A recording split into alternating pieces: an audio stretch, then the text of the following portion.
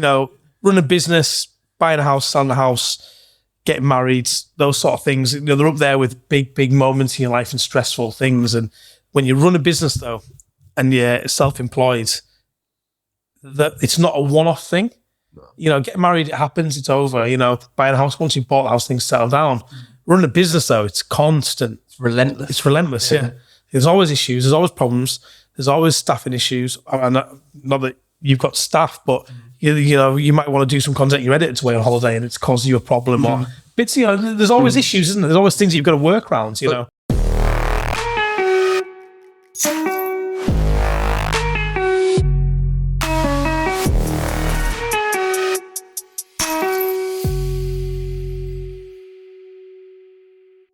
Right, hello, welcome back to another episode of the podcast Chatzzz, and this is the first one I think I'm recording in 2024. 2024, wow. Yeah, so we've got another recurring guest, so it's the second time he's been on. James Hill, welcome to the podcast. Thank you very much for having me again. Yeah. So we had a discussion before, didn't we, what we're going to be doing? Yeah. You and asked me some questions. Yeah, I'm kind of trying to get into a bit of podcasting, a bit of chatting to people and things like that. So it'd be quite interesting to know your thoughts on a few things, I think. Yeah. I'm excited. So I think what we said first is we'll do a bit of a recap. Yeah, definitely. I think last time we spoke was probably, I think it was about December time. I think autumn time, it was, because I was in the middle of sorting out the new wines and I was talking about we were looking at renovating Lounge on the Green. So I think it was about then. Yeah. So what's happened since we last spoke? Well, we renovated Lounge on the Green. Yeah, we did that. We put sort of like a new sort of style to the place, a new menu format, things like that, which seems to have gone down well in 2023. So we're going to continue with that. We've moved OKA. We had OKA in Carlisle's court, and then premises more into town, which we're sat in today, came up.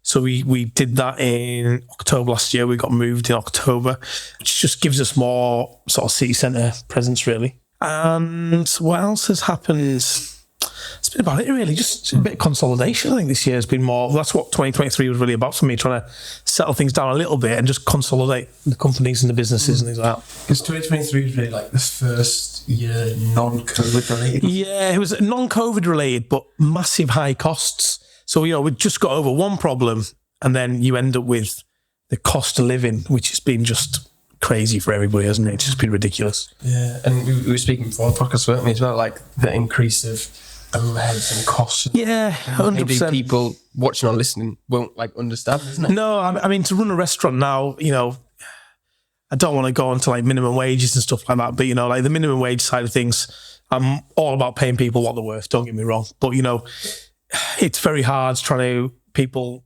to give them the same offering, the same price point, and also try and give your staff the money, try and pay electric bills, try and, the food costs have all gone up as well. So, and to not try and put your price up too much.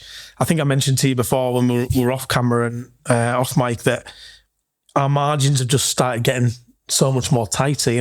The bar industry and the restaurant industry used to be probably more profitable than what it is now. And our margins are just slowly narrowing down, and I think we mentioned about the cost of a pint, didn't we? Yeah. I know you don't drink, but, the cost of a pint. And, a pint was £4.95 in a restaurant not so long ago, a couple of years ago. And the margin on that, we were probably buying a pint at £1. So the margin was like £3 something. Now we're sort of charging £6, nearly £7 for a pint. And the margin's still £3 because the cost has gone up £3. We're only making £3, sorry. So the margin's gone down from 50%, down to 50%, where it used to be 65, and that then doesn't help with things like the cost of electric and the cost of staffing because all that's gone up as well. So if you can't get your margin, you're then really struggling to, make things pay. And especially in Carlisle, I think, we just look at the high streets, all the empty units. It's been decimated. Yeah, it's really been decimated. I mean, we've got a bit of a regeneration coming up in the Carlisle city.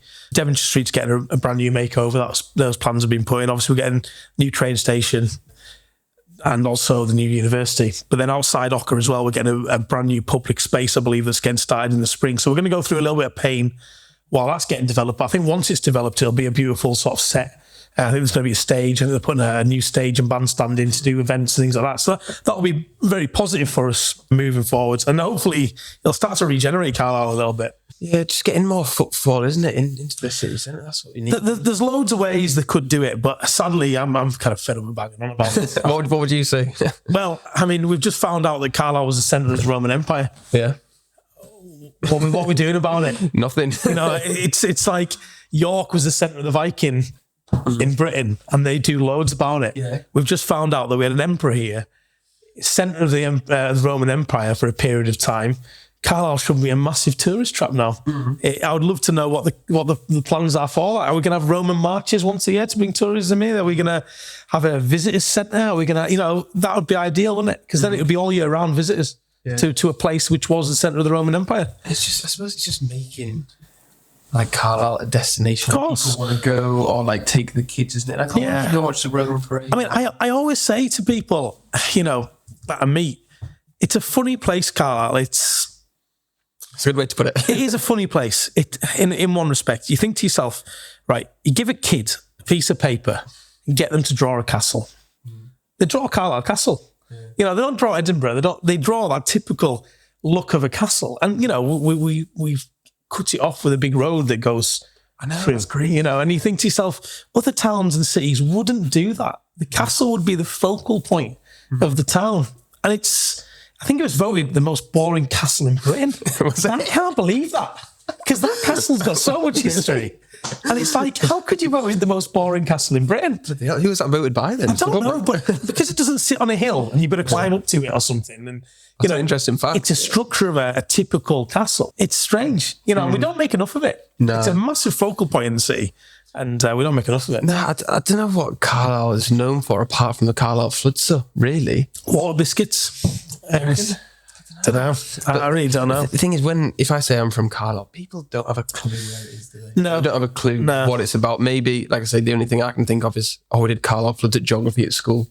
That's the thing. Whereas, like you say, people don't know about the Carlisle Castle. I mean, it's been pictures of the Great Border City for so many years.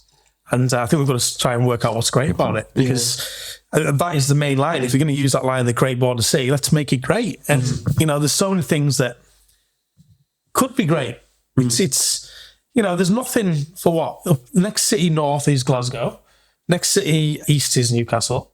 Or there's a few little towns on the way, market towns, things that are all beautiful, like Hexham and things like that. South, what? Is it Preston? If you can count Preston, if not like Manchester. Manchester. So, Liverpool, radius-wise, it's got such a big catchment area. Yeah. And I just can't get my head around it sometimes. It should be an absolute heist. Yeah, well, especially with it being like really the only proper quote-unquote city in Cumbria as well. Cumbria is the largest county in the UK, isn't it? And the funny thing, you're from Carlisle, right? So I'm born and bred Carlisle, moved away for a few years. I'm really proud to be from Carlisle. I don't know if many people say that, right?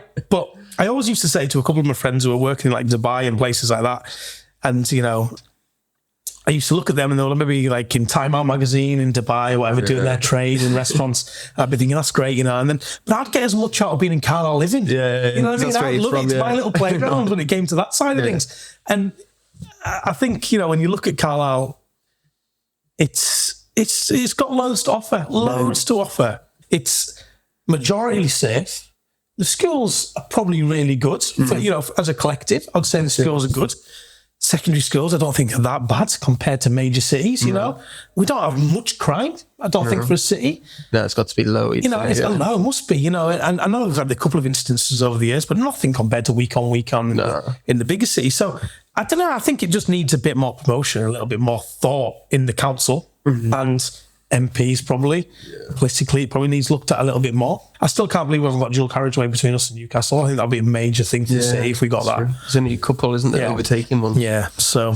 Yeah, anyway, let's not get into politics too much. Let's not get into politics. Right, let's go into what you want to ask me then. Well, I'm going to find this interesting. So, I'm really into trying to find out more about my staff, about what makes them tick, why they do what they did. And funny, from our first podcast, you told me that we worked with somebody that was both our managers at different points, Andy Penny. So obviously you were in the catering trade, the hospitality trade, should I say. So I want to know why you were in the hospitality trade, because that for me is a biggie for me, kind of understanding why some of my staff maybe come and get a job with me. That makes sense? So obviously it wasn't what you wanted to do, Or maybe it was. I don't know. So backtracking. So when I was at school, when I was 18, I really liked events and festivals, that kind of thing.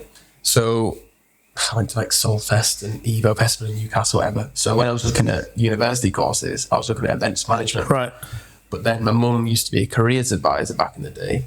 And said, and my dad was like, you don't want to limit yourself to just events, do hospitality and events management. Yeah, definitely.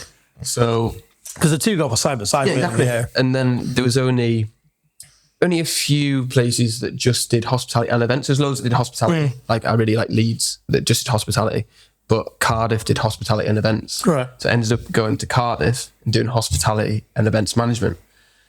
And when I went to uni, I found the events really boring. Right. Like the health and safety, the legal stuff, all that kind of shit. It wasn't like, let's go to the festival and party. Yeah. Let's make sure there's toilets and I was like, barriers everywhere. I did not care about that.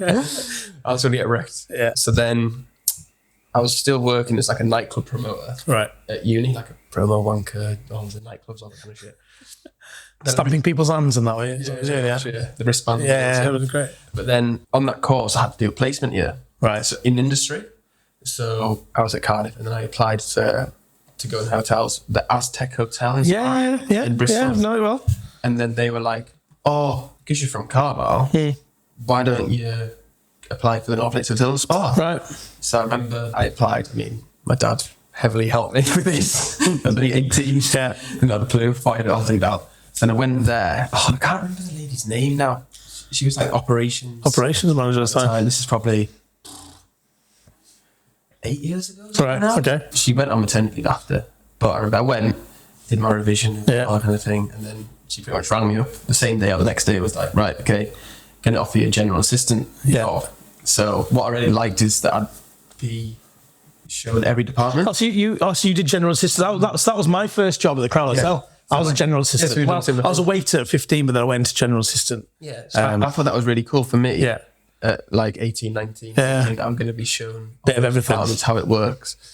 So yeah, obviously I started and then met Anthony and he supported Liverpool, I supported Everton, so it's a bit like rail rivalry there, yeah. But we had that connection anyway. Yeah. And he must have thought like, young lad likes football.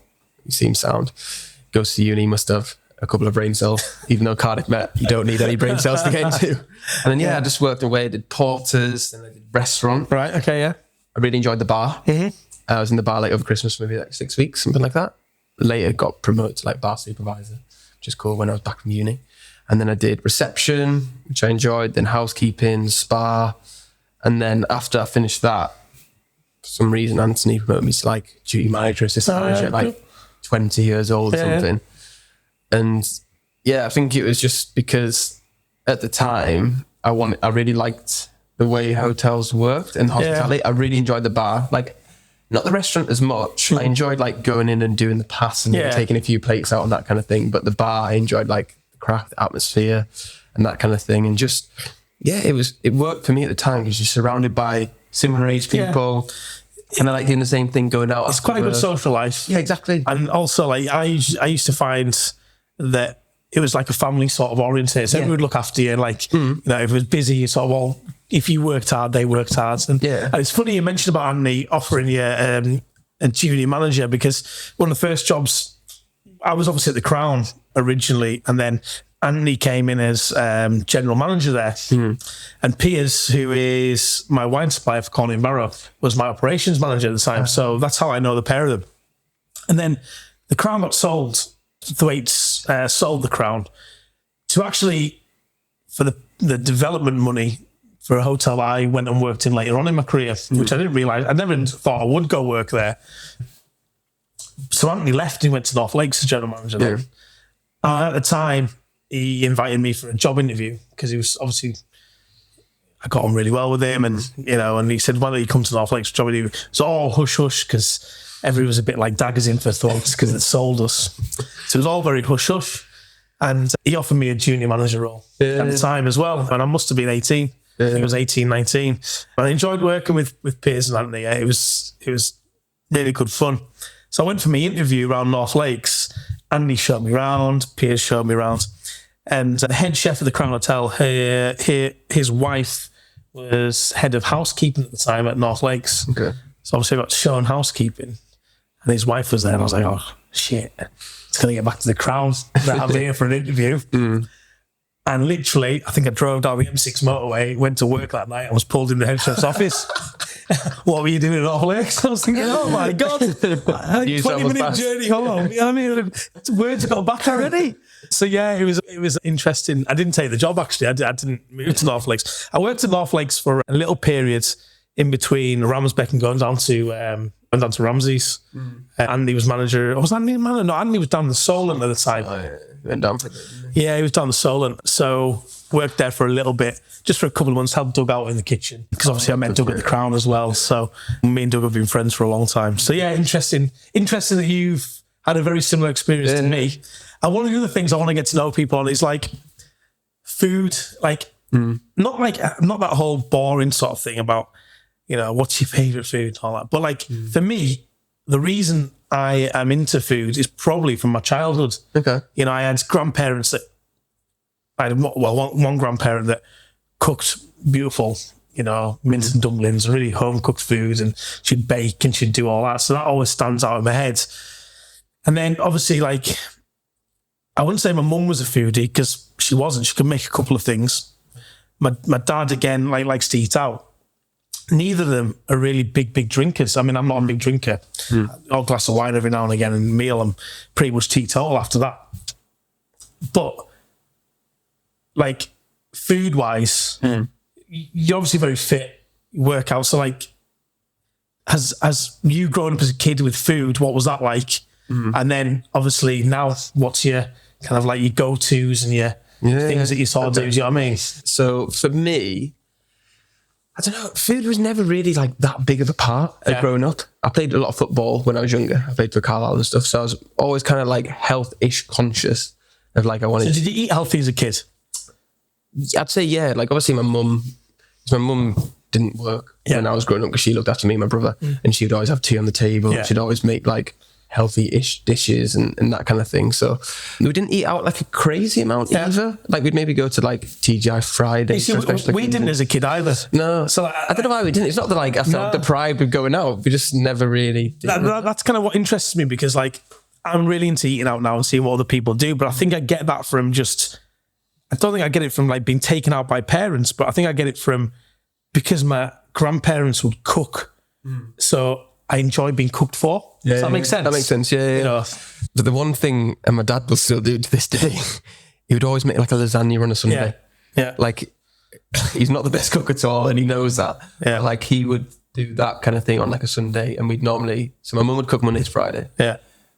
My dad would cook the weekends, but the Saturday would be a takeaway. Yeah. And the Sunday would be a lasagna, and that kind of thing. But then when I got to maybe about 16 and I discovered the gym, like lifting weights and stuff, that's when I really got into like macros, like food nutrition and all that. Yeah, so I'd be extremely OCD with my food, and I wouldn't really care that much about, I would care about how it tastes, but I'd care more about the nutritional levels. It's more like fuel for my body. Yeah. And I think I'm a bit like that now, but I don't count my macros anymore because I kind of know within reason what I can do. But yeah, from 16 to probably, I don't know, when I finished to about 22, I'd pretty much religiously count calories. So food was looked at as just fuel? Yeah. It would be looked as fuel. And I would give myself like meals off or like days off and that kind of thing. But I'd probably say 80 to 90% of the time I would do that. And it would just consist of me eating the same food over and over and over again, which is, everyone thinks it's boring. But for me, like, I cared what I looked like. I get that was the main priority. Because I mean, like, for the last couple of years, I've not struggled with the gym, but I've definitely tried to put more into the gym. I wouldn't say I'm the peak of fitness right now, but I've had the last 8 weeks off. I've put on about 2.5 kilos since I've had the last 8 weeks off. And it's funny because when you are in that gym mode, kind of what you enjoy goes out the window when it comes to food. I mean, like meal prepping for me, I went through maybe 6 months of my protein meals, buying them in, meal prepping, and that's all it was. And it doesn't taste good. No. You can only eat so much chicken. My taste buds are so underdeveloped, I think, from that phase of my life. And, you know, I'd come into work at a night time and, like, I'd have to try a dish. And it's funny because I was eating very, I wouldn't say bland foods, but same sort of white chicken, rice, vegetables all the time. When I'd come in and try a dish that we'd been practicing or whatever at lunch, oh my, the flavours were just like, you know what I mean? The sugar levels, things like that, like wow. And it's funny because when you do it for such a period of time, when you do it and go out and have something, you enjoy it. Yeah, 100%. You know what I mean? Like you realise, wow, you know what that's actually nice, yeah. Because I think going back to when I worked at like the North Lakes and stuff, they had like staff meals, but I would prep my meals. So it wasn't anything crazy. It'd literally be like chicken and rice or tuna and pasta. And I just have it in my little Tupperware and stuff and do that because my priority, and I think I'm like that now with the not drinking in the business game, my priority at the time was, right, I need to look good for when I go on holiday to like Ibiza or Creamfields or Hideout, whatever. So it's a small sacrifice to make. I don't enjoy my food, but in the long term, I'll feel so much better like with my top off or going away and be more confident in myself. I live more in the gym and that kind of thing. So for me, it was just like priorities, and I would prioritize the fuel and the macros over enjoyment. Over enjoyment, yeah. But I think now, at the moment, my diet isn't the best because when I'm traveling and stuff, and since only really the last few years when I'm being more business focused, and even though I don't drink alcohol, like when I'm on the road, even though I use the excuse of it's easier just to get like fast food or meal deals and that kind of thing, because you can find healthy options, but it's just convenience. It's convenience. And massively convenience these days. And price as well. Like it's cheaper and more convenient most of the time to 100%. Get like a McDonald's or a meal deal or something than actually my brain having to process, right, what could I actually source? I think it's timing as well. Like, you know, where you are at the time, you know, what you're doing, your job or whatever. I know the last sort of 8 weeks I've been through a lot of stress with buying, selling house and, you know, moving, trying to get moved and things. My looking after me's gone out the window. Yeah. And I think that's the thing that's why I'm trying to understand a bit more about food is why does your eating habits thing just go out the window when you're stressed? It's mental, isn't it? Because that should be number one priority. Yeah, you know what I mean? It's like saying it's a fuel inside. It's something I've really got to get my head around because for me, it's my biggest downfall. When I'm stressed, when I'm not struggling, but when I'm just not on it with myself, eating. Yeah. So one of the things I was going to ask you was about the not drinking. Yeah. Oh, wait, before we go into that, let me just say one more thing. So one of my best mates and photographer, Yoni, does all the content for the business and stuff.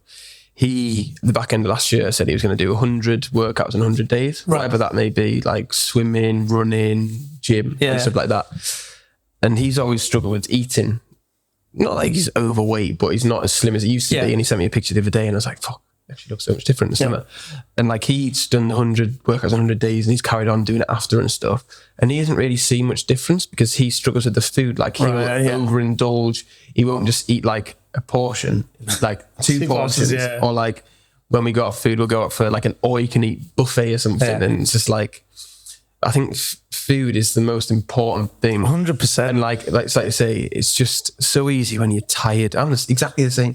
Tired and knackered and you think, have a pack of crisps or they'll just get a McDonald's and that kind of thing. So I don't want to slay you on it if you watch this probably but it's just like that thing that for him, he's really fit, he's really healthy, really active, but he just isn't where he wants to be because of the food. I was going through PT twice a week and I was boxing twice a week. And I didn't see a movement in my weight. It's because I didn't have my food under control. Mental, isn't it? And I was thinking I was exhausted because I'd done all this workout, so I just needed to eat anything.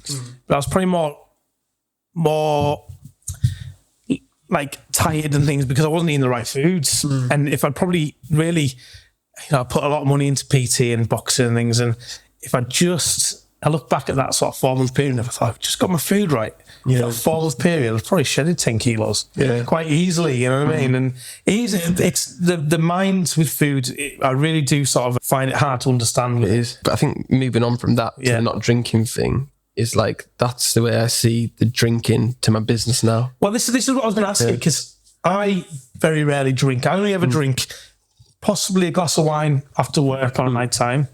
I'm not one of these ones that'll easily do 2 bottles of wine, not at all. And I'll get a bottle of wine if I'm out for a meal, a special occasion meal, or a glass maybe with dinner. That's about it.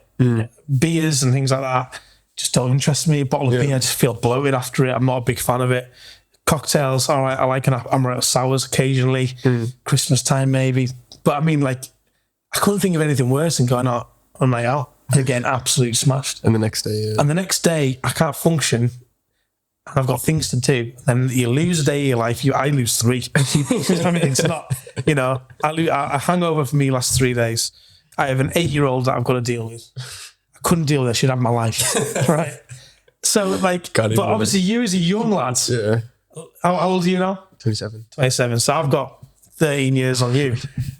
What was the reasons? I mean, I've listened to a few of them. Some people might not hear it, but yeah. So like, basically for me, like I said, the events. Yeah. So when I finished uni, I went into events, and then I set up my own events business. That was my first business with my business partner at the time. And then we set up the marketing. So that was January 2019, the events business. Then the May time was the marketing with business partner as well. And then it got to COVID, March 2020 was it? Something like that, yeah. And we just had different ideas moving forward. So in the June, we split. I went on my own, decided events is not the one because COVID. I'm going to focus on the marketing. Because even though I enjoy the events, I like the business more. That makes sense? Yeah. That's what kind of like turned me on, should we say. You'll see different walks of life with the marketing. Yeah. And I as well thought from like a selfish point of view for my future, I thought, well, the events, you pump so much money up front in the hope that people come to the events, whereas the marketing is contracts, you're dealing with businesses. It's easier to get like £1,000 for a business than it is to get £10 of a human being. Yeah. You'll probably see that. Yeah, it definitely is. So I thought, right, service-based business, it doesn't really cost me anything apart from my time. Dealing with businesses who have more money than people, and also I enjoy it more and that kind of thing. So got to the June, set up on my own, moved back from Cardiff, because I was in Cardiff for 4 years and then 2 years after, and then moved back with mum and dad. And then, so from the June to the August bank holiday, I hadn't really seen my mates that much because I was always in Cardiff and working, whatever. So I was going out all the time, like Friday, Saturday, sometimes Thursday, whatever.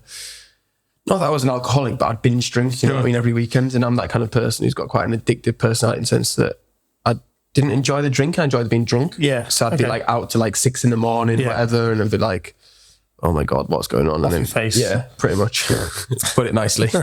And then it got to like the August, and I might have like 1 or 2 clients paying me not much money at all. And then it was August bank holiday, and I was like being sick and whatever. I just felt minging. Yeah. And then it just got after that, and I thought, it's just like the last thing, made like realization, self-reflection of what do I want to be? Like one of the lads going out every weekend, trying to get with girls and all that kind of stuff, and then potentially get a job. Nothing wrong with getting a job, I say it all the time, but that's not what I want. Or do I want to make a small sacrifice? Because I saw a YouTuber, he did like 6 months sober or something. Right. Mike Thurston, a fitness guy. And I thought, right, I'll try 3 months and see how it goes. And then after the August, I was like, right, okay. So then the first weekend, still went to see my mates, and they were like peer pressure and stuff. Like, come on. Like, obviously, because of the mates and stuff. Yeah. And they're like, no, I'm going to stay to it. And then I'd start having like the non-alcoholic beers and stuff, because I thought, it's kind of drinking, but not. But I was more focused on the calories. I was thinking, this is fucking calories here. So you're struggling to I'm thinking, because I'd normally have vodka Diet Coke when I go out. Your macro dinner, and then you're going out and smashing 3 non-alcoholic. And I'm like, that's like 1,000 calories right there, whatever. So then, it got to like a month in. I didn't really feel much difference. Right. And I thought, right, I've committed to the 3 months, I'm going to do it. Up to like 2 months, and I started feeling like mint. And like I was more focused, making better decisions, and signed a couple of clients and stuff. And then after that, I got to the 3 months, and I just thought, I'll just carry on. And then, don't get me wrong, it was like tough because it's 24, whatever I was, to obviously when you're single, to meet girls, like how do you meet girls? You not have a drink. Yeah. And I was like, oh fuck. Like, I suppose that's where the non-alcoholic drink can come in. Yeah. Because like there is some great non-alcoholic gins now. Yeah. I mean, if I do go out and I want to look, because even if I go to a bar and I'm out of town, I don't drink. Yeah. And people look at me and go, oh, why don't you drink? Because I'd rather have a drink and enjoy it with a meal, because that's where I'm getting the enjoyment from being out having a meal and having a nice glass. I'd rather spend the money on a nice red or a nice white or a nice glass bubbly and enjoy it. Like I was at a champagne night. I'm saying I don't drink. I was at a champagne night. So, in a good picture. As you do, just before Christmas. And again, it was just but it was all food and wine. I only ever do it if it's food with wine. Special occasions and stuff. Yeah, food with wine. Or food with drink. That's all I'll do it for. Binge drinking, I think, is the problem. I don't have a problem with people drinking. Our mates drink. Like I was out on Friday and the mates were drinking. Like that's not the issue. But for me, it's like it was awkward of people. Like people. To be fair, the sober stuff. There's so many people messaging me about it, like privately, and just saying like, "Oh, I wish I could do it. I wish I could do it." And I say, my advice to people, like, there's no right or wrong to do it. No. Don't stop drinking just to stop drinking because you think your life's going to be better. Only if you've got like some kind of purpose or some kind of goal to work towards, because it is a sacrifice, because you're less social. People think you're weird on nights out. But do you not think the socialness comes back? Yeah. Because you get used to it. I'm honestly way more confident. And I think, for me, like, all right, so if I was uptown now and somebody's getting around and they turn around to me and go, "Oh, what do you want?" And I'm like, "Oh, no, I'm all right. I'll go and have a drink. No, I'll have a Coke. I'll have a drink. It is that though? I then throw in, all right, I'll have a seed lip gin and tonic. Make sure it's seed lip though, because I really like that gin. It's something like that. And they go to the bar, "Can I have a seed lip gin and tonic, please?" Yeah. And they're like, "Yeah, no problem." And I get it. And that's it, dead in the water. They don't ask any more questions. Then if I'm getting around, I want seed lip gin and tonics on. They don't have a clue. You know what I mean? You've blown your cup. I've just let that club, it's out. And it's easy if you do it in that way, I find. It just shuts the conversation down, because it is peer pressure. And I'm hat off to people who enjoy having a drink and can function the next day. Hat off to them. I can't do it. No. I really can't do it. Like I could talk about the sober thing for hours, but I think for me, it's like, my friends all respect it and they've been really supportive. Don't get me wrong, the first month it's peer pressure because it's new and whatever. But now it's like, Adam doesn't drink. Yeah. Do you want a Diet Coke? And then you can only have so many Diet Cokes and just go and water. And like, if you meet someone drunk and they don't really know you or know of you, they're like, "So why don't you drink then?" And it's either, "Oh, why are you not drinking?" It's like, "Oh, I'm driving," or "Can't be bothered." Or if I kind of know them, I will maybe explain a little bit of the situation. Yeah. Depends, because if you meet someone drunk for the first time and they love drinking, they think you're weird. It's never going to change that opinion. Yeah, there is people out there who just don't understand people that don't have a drink. But you don't think it's weird, though, yeah? It's the only thing that if you don't do it, you're seen as weird. Yeah. But staggering home like Spider-Woman or Spider-Man crawling the walls is normal. I know. And you think, well, hang on a minute. You know what I mean? Actually, I'm not the one who looks stupid. At 2 o'clock in the morning. I'm going to remember this tomorrow. Crawling into a taxi with half a battered sausage in my hand and gravy everywhere. I know. And, well, I probably still do have half a battered sausage in my hand and gravy everywhere. But, it is definitely that. But it's for me, like, it would mess, like, I think having special occasions or doing like sober stints is great. But for me, I know that wouldn't work because I'm different to everyone else. Everyone's situation is different. Like one of my best mates, Henry, who lives in Marbella, he drank over Christmas because he's like, "Oh, it's Christmas, family, whatever." And then he's just staying sober for however many months because he's doing half marathons and stuff. And I kind of wish I could do that. But if I did that now, it would mess with my mental. And I think in 3.5 years now, back to zero, I'd be like, yeah, definitely. I think some people do have, I don't want to say an addictive personality, but I think when I have it probably with, and I can relate to it with the gym, the minute I get out of routine, it goes to shit. I think it's probably the same with having a drink. The minute you then go and have one, you go, "Oh, I'll have a night out." Fuck it, Then you're up the next morning. And then you think, what was it all about? Why did I do it? You then upset with yourself. Yeah, you got to be It's the same with like, so for me, it's like with a takeaway. I'll go months and months and months not ordering a pizza, not having a takeaway, none of it. And then I'll have a moment in life where I'm in a bit of stress and I even eat and I'm like, "Fuck, I'll get a pizza." Yeah. And I wake up the next morning and I'm like, I'm minging. Yeah. You know what I mean? It's like that, totally. I like that with cheese though. I think, is cheese lactose? Yeah, lactose, yeah. I think I'm a little bit with that. I try and minimise my cheese. Yeah, I do that. I minimise my milk intake. For me, like I always say to people, like, if people listen to me on the podcast, they probably think, "Oh, he's got his shit together." They probably think you've got your shit together. But like, far from it. Yeah. Let me tell you, far from it. We're talking on a podcast, but everybody's normal. Like, I care about my health so much. I've got this Whoop band, I don't know if you've heard of these, but these like track your sleep and recovery. Yeah. So I've had this maybe like a year now. And it doesn't really do much. It like tracks your stats, and so I'll show you basically last night. So it like track your recovery, your HRV, your sleep, how strength activity. I went to the gym this morning, sleep performance, all like, and your stress levels. And like for me, because I say I've got the week, and when I explain to people, because I love it and it's one of the best things I do, you pay like £27 a month for it a month, and people say, that's so expensive. I'm like, you spend hundreds of pounds on alcohol every weekend. Yeah. And it's like, for me, it's not a lot, is it really? Think about you it. don't have to do everything all the time. No. Like, I'm not 100% perfect all the time. Yeah. If I can get like 5 or 6 good nights sleep a week, You'll and then benefit from it. Yeah, and then I go out at the weekend to see my mates and socialise because they want to go out, and I'll, like at the weekend I went out and went home at 1 o'clock in the morning, didn't have the best sleep, but I hadn't seen my friends in a couple of weeks, so I thought, why not? That's a small sacrifice to make. But if I can try and do it 5 or 6 times a week, that's fine. It's like the takeaways, isn't it? Yeah. Like I was like that a couple of weeks ago when I was travelling for shoots and stuff, seeing like 2 takeaways a week, if not more, and I felt shit. But you see, it's like that. That's like my drink. If I have one takeaway, I go through a pattern of it'll be every week for it's period of time. It's so hard to get back in. You know what I mean? It's like the convenience kicks in, and I struggle with it. I do struggle with that. So no, I just thought it'd be a bit weird interviewing you a little bit on your own podcast and find out a bit more about you. I think it's good, because like I spend so much time asking other people questions. And I know I say like some stuff to people, and people probably see on social media like little snippets and stuff, but it's different if you like listen and you can understand like where I'm coming from. Because for me, the drinking is like, I wouldn't want to get to like say 30. I know 30 is not old at all. I'm 41 in April, pal. I'm 41 in April.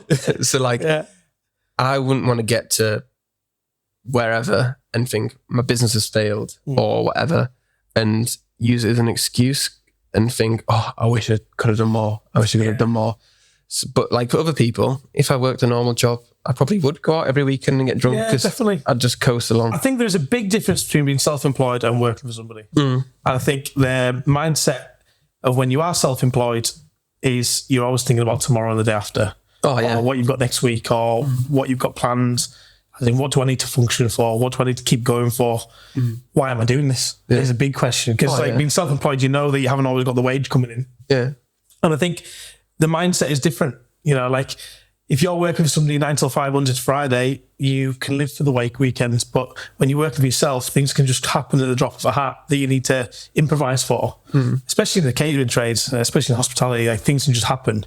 Out of control as well. That's the thing with it. And I think that is, I mean, one of the things I've worked on over the last 2 years has been coaching. Like for me, I took on doing coaching, and it's been more about like mindset and how I go about things differently, how I look at things differently.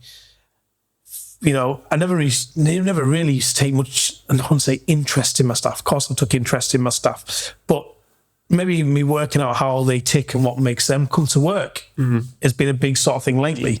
We're trying to find that out. And, you know, I think you have to do these things when you're self-employed. You have to be a bit more outside the box. It can't just be, I've got a job, wage coming in.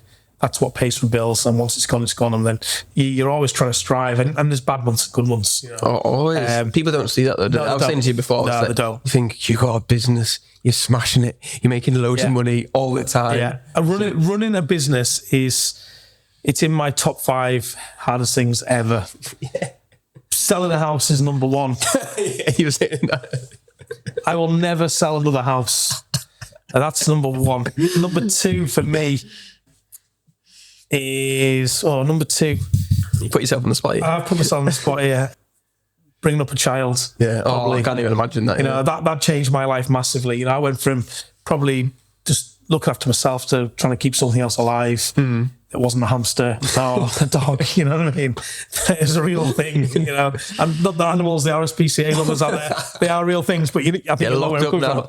You know, run a business, buying a house, selling a house, getting married, those sort of things. You know, they're up there with big moments in your life and stressful things. And when you run a business though, and you're self-employed, that it's not a one-off thing. No. You know, getting married, it happens, it's over. You know, buying a house, once you've bought the house, things settle down.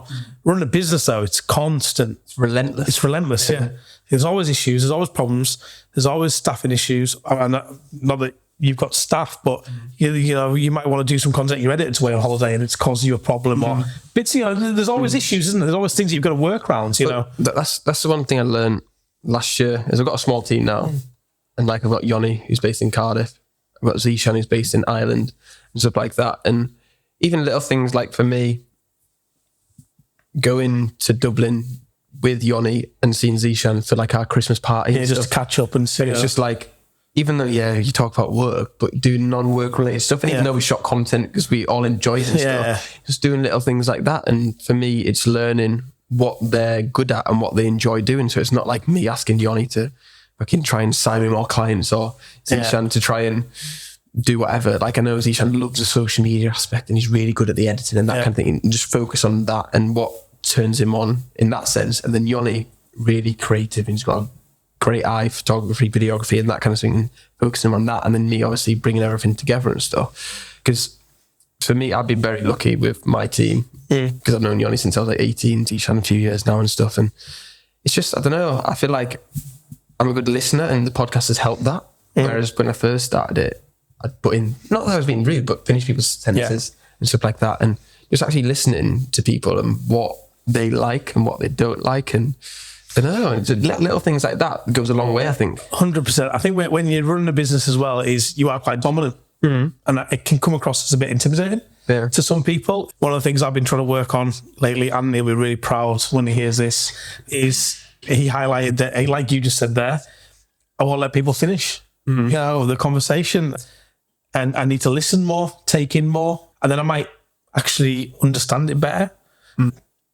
And I think that is something, but when you're in control of the business and you're running it, you always think that you're the one who has to do these things. You have to get it done. You have to, but actually if you sit back and just listen a little bit, you can actually get a better solution sometimes, you know what I mean? So things like that, it's been something that this last sort of 12 months especially I've been trying to work on with the business. And that's what I think as well, is that maybe people's perception of business owners is they're perfect, they know everything. We're not. And the best at what they do. Whereas say for me, if I had to learn how to do photos and videos, that'll take me so much time and I'd never be as good as you. If I had to learn how to do the editing for social media, I'd have the time, I would never be as good as Zishan, you know what I mean? So having people that you trust, I suppose it's different for you because you've got way more staff and you can't employ your friends and that kind of thing. We've got like 14 staff, I think, at the moment, and we used to have 27.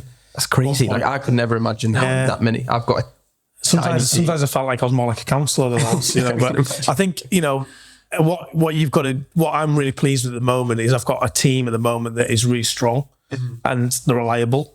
They've got things to work on, like we all have, and that's what I want to try and work on with them. But I think, when you are in control of the business, one of the biggest roles is man management. Yeah.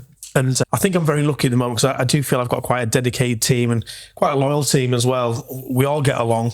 We're quite close, a few of us. But we know where the boundaries are with each other as well. I think that's what you need when you're working within teams a lot of the time. But because like having that relationship, you can have a bit of banter, but then they've still got that respect for you. And there's still going to be that work ethic. So like, it's about having it all, isn't it? Really ticking all those boxes. And, but when you leave the door and you want to go for a Diet Coke with them and things like that, it's everything's on the table again. Do you know what I mean? Like, they know about my personal life, they know about all that. That's nice, though, isn't it? Yeah, but I think the thing I would like to say about being in business is I've probably made more mistakes than positives. Yeah, and I think and I think it's.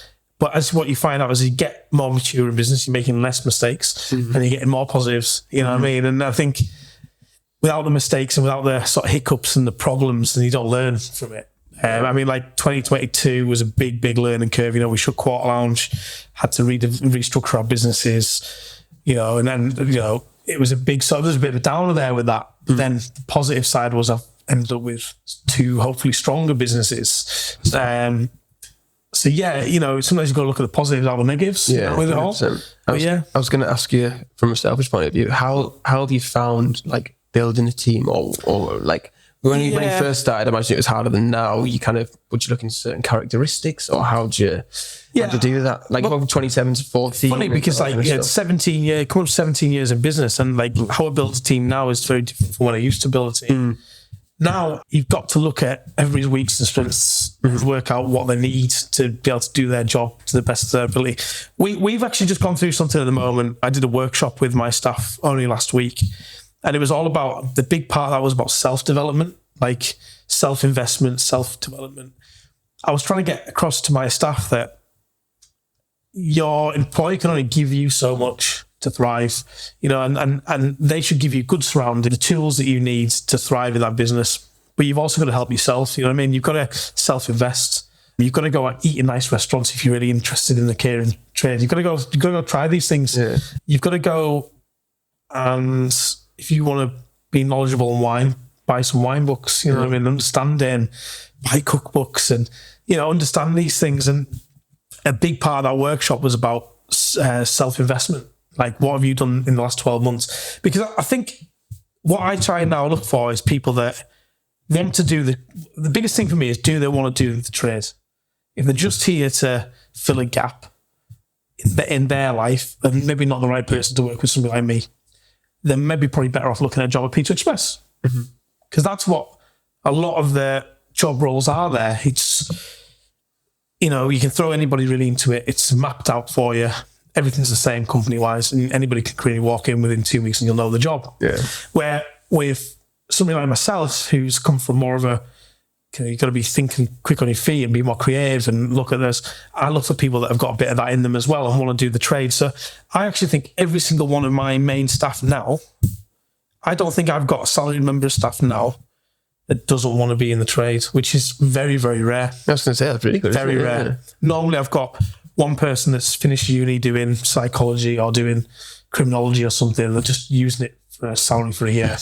From restaurant managers to chefs, all 5 of my chefs all want to do the trades. I've all progressed in it. I've got a couple of lasses that are just at the start of that development, and I've got one that's in the sort of middle. He was at college a few years ago, and now he's kind of like chef de partie.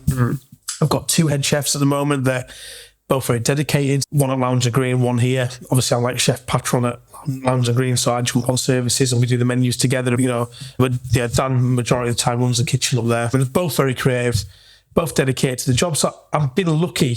But I do think that also comes from, because I'm like that. I was going to say, yeah. You know what I mean?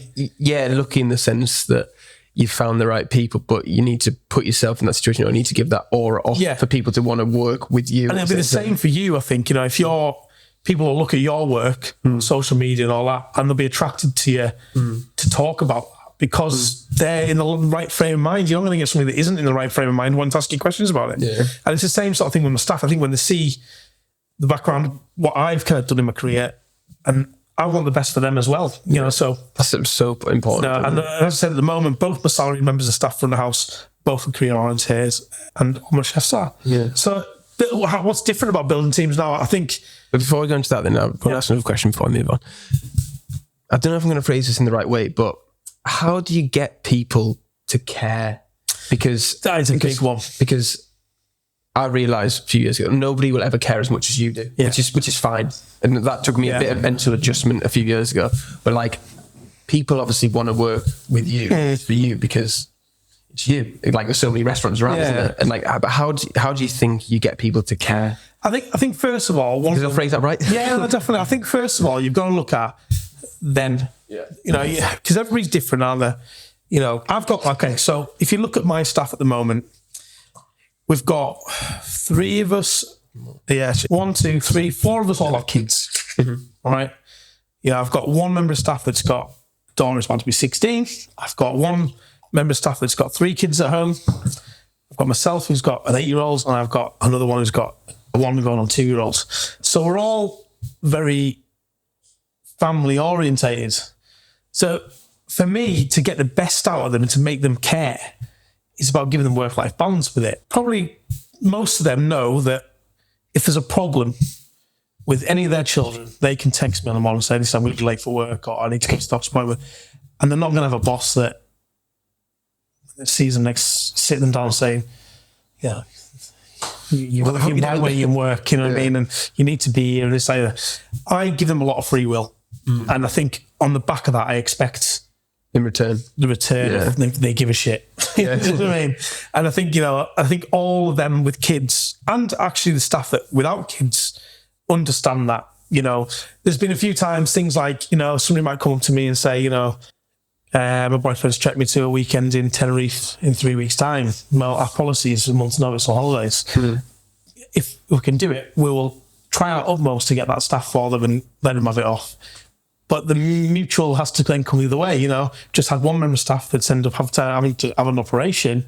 So one of them's had to give up a night out in Newcastle and has had to jump on to cover those shifts for them. So it's that mutualness, I think. Yeah. And if you have that between you and your staff, that you give a shit about them, so please give a shit about me. Yeah. Then you can't really ask much more, can you? Yeah. You know, and I do generally give a shit about every single one of my staff, from 17-year-olds at school to me or Irene, who's probably the oldest member of staff, who does my books. I give a shit about every single one of their walks of life. Probably too much, because Irene keeps telling me, she's like an adopted family member, that I probably care too much about some of them. And I over give the things, and to the detriment of myself sometimes.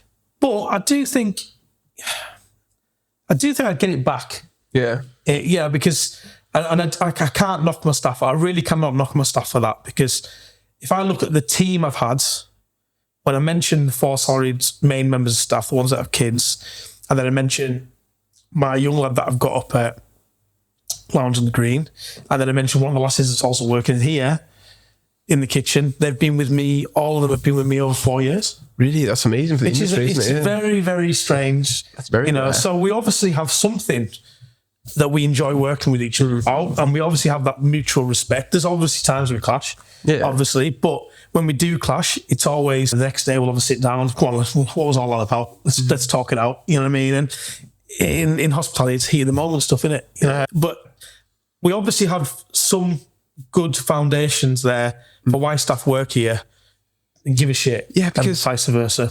Because you could always go somewhere for more money, couldn't you? Of course you can. You know what I mean? The grass isn't always greener, and if they enjoy working with you... Can I give you an example of that? Yeah. So, a restaurant in town, won't name any names, harped on at one of my members of staff to go work there for them. I think at the time, this was before minimum pay was 11 something. I was paying her £10.50, I think it was. That was above minimum wage. And they offered her 11 quid. And she'd been with me probably a year and a half. Mm-hmm. And the money had gone up to 10.5 quid. They changed the time and things. They offered her 11 quid. She moved. She had a contract and COVID hit. She hadn't signed a contract. She'd left me. I'd already issued a P45 or anything. And she got out of work. Oh. And it was like, you know, they offered you a 50p pay rise for what? Were you better off? Were you? I think sometimes people just don't think it through. Mm-hmm. You know, I also know people that have left me and they've come back within 3 or 4 months. Over promises from other things. You know, grass isn't always greener. Sometimes the job may seem hard at the time, but then when you go somewhere else, you think, God, it wasn't that bad. Yeah. You know what I mean? And you know, I've had chefs leave and come back, and I've had front house members leave and come back. But just because of that reason, I think that sometimes they need... I don't think it's always that they think the grass is greener. I think sometimes they think they need to move for their own development. But I don't think you're doing this today's world. No. I think if you self-invest in yourself, you can generate your own development within the job you're in and make the job better, which then inevitably pay rises come. Yeah. And I gave an example in my workshop the other day when I was doing it with them of 4 members of my staff this year had a pay rise, and the wage that they were on prior to the pay rise was because they'd never worked in the industry before. So the money they were on sort of showed the ability and the level and the investment we had to put into them, that person we needed them to be. When they became that person that was functioning in the kitchen right, functioning in the restaurant right, and could do the job we now wanted them to do, they got paid the equivalent of what I would offer somebody if they came in off the street and had an experience. So now on that wage. So I put out in this workshop, I said, in 12 months' time, you come to me for a pay rise. You know, what would you need to have done in that 12 months that's different from me now paying you at the level that you're doing the job at? Mm-hmm. What would warrant you get a pay rise? Mm. And it was interesting listening to them all and sort of working out what... And it was self-development, you know, like maybe where they'd eaten or had they stepped it up, or had somebody been off sick and they took charge of the kitchen, and just, you know what I mean, little things, you know, or did they just mundanely stay in the position they were at? So imagine you get different people as well, people who are happy to just coast along, and people who are striving for a bit more. And that's what everybody has to understand, is that's fine. You know, if a head chef left and I went to the people that were below them and said, does anybody fancy taking this on? And you know, don't step up, you know, there'll be a bit of money in it for you, and blah, blah, blah. And they go, no, it's fine. But they can't then complain when I bring somebody in. Yeah. Do you know what I mean? So it's not a problem. And then they can't really expect a pay rise. Yeah. Because if you're not willing to step up, not willing to progress, and you want to stay where you're at, then you're going to get paid the equivalent of where you're at. Yeah. You know what I mean? You'll get inflation, you'll get all those sort of things. But, you know, when it comes to what I need to see out of you for progression, I think we're in a world at the moment where everybody seems to think that you naturally get a pay rise. You don't naturally get a pay rise. This mindset has to disappear and fuck right off. Okay? But I think in this, obviously, I don't technically get paid by anyone, but we're very entitled in this country. I think, like, you know, like we're entitled to a pay rise, we're entitled to this, we're entitled to that. And I think, you know, the people that just think their employer is there to, that they expect their wage of them. Yes, you expect to be paid for the work you've done to the standard that the boss or the employer wants you to do it to. But sadly, you know, if you've had a really bad month with a staff member and they haven't done their job right, you're still going to pay them. You're not allowed to not pay them if they've been really crap at their job. Imagine that, you know, they've burnt the food every night. I've had to give them 2 written warnings. I've had complaints in the restaurant. I've still got to pay them the salary. Why? Yeah. You know what I mean? When you put it like that, you do a bad job of some videos. And your client goes, I'm not paying for these. You have to suck it up. Yeah, no, yeah. It's like, oh, I'm not carrying on yet. No, you know, it's a strange one, the hospitality industry. It's a really weird kind of like, it's a bit of a backwards industry when it comes to that, because you can sometimes have to keep a member of staff on that isn't great and isn't good for your business. But you can't get rid of them. Yeah. You know, so it's a tough one, but I am very, very, very lucky. I've got some fantastic staff. Yeah. And how have you built that then? How have you built that team? So I've built it, I think just over time. I think standards has definitely been one of them. I think when you have standards in your business and people buy into that, they begin to enjoy it. They're working in somewhere which is got work-life balance, but it's also got a good quality standard. And it's, you know, they're not coming to work and just putting stuff in the microwave. And, you know, but I think I've also built it because I've allowed my staff to be creative with themselves. I think there's nothing worse than coming to work and just doing the same stuff all the time. There has to be variety. There has to be enjoyment in your job. And there has to be a bit of free will, you know. And there'll be times where some of my lads will come up to me and go, you know, I want to try this dish. And I go, we're outside the box here. We need to just rein it back in. Or which is what you need. It doesn't suit us, you know what I mean? But then there'll be times they come up with stuff like, oh, wow, you know. An example, Dan, he does all the pastry side of things up at Lounge and the Green. I did a small part of my career in pastry, but I'm more sauce sides, savoury sort of side of cooking. I've got hot hands, so I'm crap with making pastry and things. And Dan's he does this banana dish that everybody seems to think that we pinched it off Great British Menu. We did not pinch it off Great British Menu, by the way. Our banana dish came out before that episode came out. So if you go back on our Instagram, you'll see that we came out with it first. Anyway, just putting that one out there, because we had a bit of a social media bombardment of people saying that we copied Great British Menu. We didn't. Putting it out there, we didn't. Dan did this banana dish and it's unreal. Unreal. You know, I didn't teach him that. He came up with him. He did it himself, you know what I mean? And hat off to him with some of the desserts he does come out with, but I need that. I need that to also keep me your standards high. My standards high, because if I've got a chef that's doing that, then I've got to invest in myself. You know, I mean, I think on that workshop, I laid out all the menus that I'd eat down the middle of the table to show them self-investment. And all the menus that were on the table were places I'd worked in and also eaten in while I'd worked for somebody else. So that was what they could see physically in front of them. Yeah, and then the next slide on the PowerPoint was everywhere I've eaten at since. And there was like a small mortgage. You think, you know, and there was something like 41 Michelin star restaurants. Yeah. And I said, like, it makes me sick. Yeah. But if I don't keep that, that's my university degree. You know, people will go and spend 15, 20 grand on a university degree. I've probably gone and spent 10 grand eating out. Yeah. It's the same, really. You need to invest in it's the same. Isn't it? You know. I think that's cool, though, because like they will appreciate you taking the time at your day to put on that workshop. Hopefully, I'd imagine. I think we did get a lot out of it from ourselves and the staff, and generally we found out more about ourselves. Then they found out more about me, why I set up in business, why I do what I do, what I wanted from my businesses, and have I achieved it yet? And I found out a lot about them, where they see themselves and what they want from their job and why they come to work. I found a lot of that out, which is good. So it kind of now leads me into, I've got a lot of info to go do one-on-ones with them. So that's the next step of that development, which is good. So hopefully leads us into 2024, really. Yeah. And what 2024 has to offer, I suppose, you know. What are you thinking with 2024 is? I don't know, really. It's still early, isn't it? It's early. It is early. Are you a big goal setter or like New Year's resolutions kind of thing or not? Yeah, I don't know about that. do you know what? I always. I'm not personally. I get it because it's like new me, but for me, I've still got the same like ambitions and still goals. It's just like we've got a few things within the team I think we want to achieve this year, and we'll see if that happens. I'm not going to put it out there, but we'll see if it happens. And I think the team, us as a team in general, have a few goals.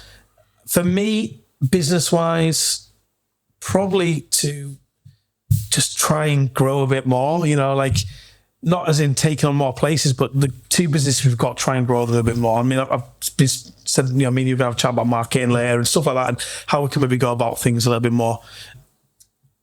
I want to, my personal life, I think I just want to get a bit more calmer. I think my personal life's been a bit up and down over the last sort of couple of years, so I'd quite like to get that just settled and a bit of stability in that, because, you know, happy life, you're happy in work, and I feel like I am getting to a point now where I am a lot happier in my life, a lot happier with you know, what I'm doing and how I feel. I'm obviously moving house, so I want to get that done. Hopefully that happens next couple of years. This year, God, buying a house is just a nightmare. No, buying a house is easy. Selling a house, so hopefully that, which you're doing as well, are you? So probably just a little bit of calmness. I think 2024 is the year of calmness for me. I think I would like things just to be a little bit. It probably won't happen because I don't think it ever does happen when you're in business. I was going to say just to have a little bit of normalness. Yeah, because I think, you know, since 2020 or 2019 even, you know, it's been crazy. You know, like, you know, in that period of time, I've lost my mum. You know, I've lost two grandparents. I've lost my mum. COVID, energy crisis, cost of living crisis. Got rid of a business. You know what I mean? It's just been... It's all negative. You know, and I think I've done pretty well to cope with it. Yeah, 100%. You know? Yeah, I've been through a lot, and like to be still... So a bit of calmness, I think. It's just what I like. And you mentioned about the workshop, saying about to the staff, like, have you achieved what you want to achieve? And what is it like you wanting to achieve, and have you achieved it? It's funny because like we Accolade was put on the board, and you know, is Accolade important? Was one of the sort of things. Is it where does Accolade fit in with success? And you know, it's great to have it. It's a badge of honour, I suppose. Accolade, isn't it? But unless you've got people sat in your restaurant, you can't have a Michelin star and nobody in your restaurant. Nobody's going to remember you if you went bust, isn't it? You know what I mean? Like nobody's going to. So it's about having that balance, I think, with it all.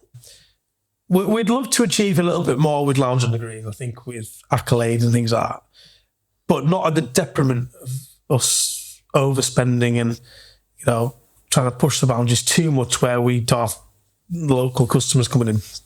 And that's always the balancing act, isn't it, with a fine dining restaurant? You know, I mean, you know, we just do a tasting menu. You know, we don't do a la carte. We feel like we do a tasting menu to a very, very high standard. It's what we're good at, you know. I know there's other restaurants out there that do a la carte and then they'll do a night of tasting menus and things like that. And for me, I just don't see the point. It's stick at what you're good at. And, you know, we're good at doing a very good tasting menu. And I think if we were to go back and try and do an a la carte menu and a tasting menu, we'd probably lose the quality somewhere along the lines. So we want to stick at the tasting menu. We offer two different ones. We offer a couple of smaller ones and a bigger ones. So there's a bit of price variety there for people, because we understand there's different budgets. But we'd like to develop the food to a point where we're really we are happy with it, but further along. Yeah. And then I think, you know, coming to, you know, I'm off. I'd like to get a little bit of travelling, I suppose. I'd like to, you know, do a little bit. And where are you thinking? Well, going to Lisbon hopefully this week. Yeah, well, no, hopefully this week. I am going to Lisbon this week. That's somewhere I've kind of wanted to go for a while. Just do 4 days, just get some cheap flights, and I thought, why not? Be nice weather at the moment, is it? Yeah, I think it's about 19 degrees, so it'll be all right. But I think it's a little bit like a little mini San Francisco mixed with French cafes, mixed with Spanish, Portuguese food. So I'm really looking forward to that. Be nice. I've done it on a budget, done it just to get it. Yeah, well, I think the flights cost us for two of us like 200 quid. So I was like, well, happy with that. Yeah. So we're doing that 4 days. Probably try and get a family holiday in the summer as well with the kids and things. And yeah, just a bit of calmness and just to sit back and take stock, I think, because the last 8 months have been a roller coaster. It's been a roller coaster. No, it's exciting. What about you? What about me? Oh, you're asking me all the questions today. What about you? What about 2024? I think it's more of the same, really. A bit like what you were saying about the lounge. It's like sick of what you're good at. Yeah. For us as a business, what we're good at now is the videos. You know what I mean? Yeah. We're good at the videos. That's our main service. So focus on that and focus on specific types of businesses that we see like a growth and a partnership with. Yeah. I feel like I've been in business long enough now to have like a bit of a proven track record and attract the right kind of people and actually just work with who I want to work with rather than just taking it for the money, which when I first started out, even recently, you just take the money because it's money and stuff like that, and really just add in different services as well. Like we've got some really good results with like paid advertising, email marketing, and just, I don't know, because I suppose you can over content, can't you? Yeah, 100%, quite easily. You know what I mean? Yeah, and like if you've got too many people doing the same thing in one area, then it over contents, and it's like it's finding that balance and just, I don't know. For me, sticking what we're good at and thinking, right, these are who we want to target and work with moving forward. And like I want to spend more time in Marbella as well. Like one of my best friends lives there. So we've got his own real estate business and stuff, and I've got a few connections out there. So you can take your work with you, I suppose. Yeah, it's the shoots that hold me back at the moment in the UK. Yeah. It's not hold me back, but keep me here, which is like nice because obviously I'm from Carlisle and I've got clients all over and stuff now, and it's just trying to, like say, have that work-life balance. I think I've got a decent work-life balance. People, when they see me in Marbella, they're like, oh, whatever, I'm just on my laptop all day and I might go to the gym or go out for food at night time. That's all I do. And just go with the flow. Like I don't, like you've got a kid, haven't you? I don't have anything, so like I just want to work as hard as I can and enjoy my life at the same time and just go with what I enjoy doing. Work-life balance is definitely key. Yeah. Moving forward, I think that's definitely, I need to get more of that, I think. Yeah. But like you've got a child, you know? Yeah. It's a responsibility. I'm very lucky with Zara, to be honest. Yeah. She's like two peas in the pod and she travels really well. That's good then. So she's travelled since she was like 2 months old. Stick her on a plane, she gets her iPad out, she gets her music on. She's well happy. That's good. That's what you want. She loves, and she's always asking like, when we're going to Spain again, when we're going to Italy again, when we're doing this again. So like, she's good like that. So yeah, I think more of the same in the business, because I feel like we're getting a bit of momentum now. But we've recently like became back registered in the last couple of months, which is like a milestone for me. Yeah, it's good. It means you've hit a threshold. Yeah. Ever since I first started business, I thought, right, that's when it's going to be like a proper business. Yeah. So I feel like it's a proper business now. I've got like systems and processes, the team to do that. And then I've got a decent idea. And then in personal life, just kind of go with the flow. If I meet a partner, maybe. Yeah. I've been active-ish dating recently, which I haven't really been for a while. Yes. Just because I feel like now I'm better positioned just to... Definitely. I think you know that as well. Like, you know at a stage of your life where you're right for it, but as well, like, Like I had a girlfriend last year for a bit, but I feel like it maybe wasn't the right time for me. Yeah, I was in a relationship for a year as well, and like it wasn't right. And it's hard to get out of a business owner though. And you can't switch off. Vice versa as well. Not everybody always understands things in your life as well, and it's about finding that right person, I suppose, isn't it? Yeah. And just like say business and then personal life. Yeah, I don't know. There's nothing really much, just more of the same. More the same. It's not that exciting. And hopefully Everton stay in the Premier League. I think that will happen. I think you've been deducted the points at the right time with the teams that are in there. Getting more though. Oh yeah, really? I'm a Man City fan, so God knows what's going to happen to us eventually. It's all right for you. So we'll see what happens, But yeah, I think that's pretty much it. And if anything, where can people find you, follow you? Yeah, Lounge on the Green, OKA Tapasu.co.uk, loungeongreen.co.uk. You can book both restaurants on there. My social pages as well, James Hill. Yeah, just same old, really. Yeah, all good. Yeah, all good. Right, everybody, thank you very much for watching. Make sure to like the video, subscribe, comment your favourite part. Any questions for James, leave them in the comment section below. If you listen on Spotify, Apple, make sure to follow the podcast and leave a 5-star review, and we'll see you next time. Bye.